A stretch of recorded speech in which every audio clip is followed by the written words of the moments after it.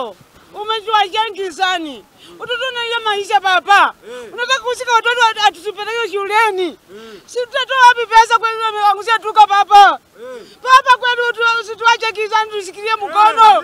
Mungu uliye juu. Mimi baba kwa nini naama na mashini tunaenda wapi? Sisi wote hatutaenda kuishi ndani ya stadium.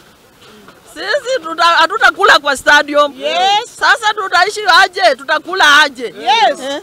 Unatujengea stadium ndio tutaishi kwa hiyo stadium. Tutapeleka watoto wasome kwa stadium. Wakule chakula yao kwa stadium. Hakuna. Sasa hii maisha yetu tutaipeleka wapi?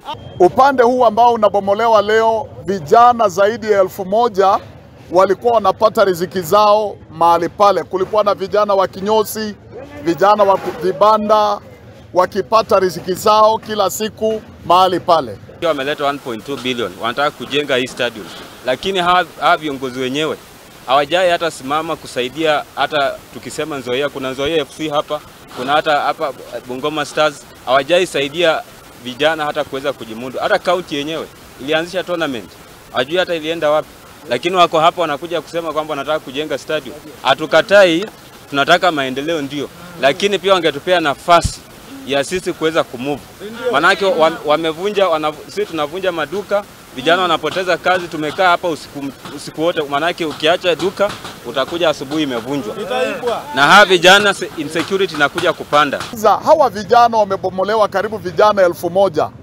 Hawajepangiwa mahali ambapo wanaenda, hawajaelezwa wanafanya nini, vibanda vinabomolewa. Sasa swala ni hii, hawa vijana wanaenda kufanya nini? Na harĩ kũga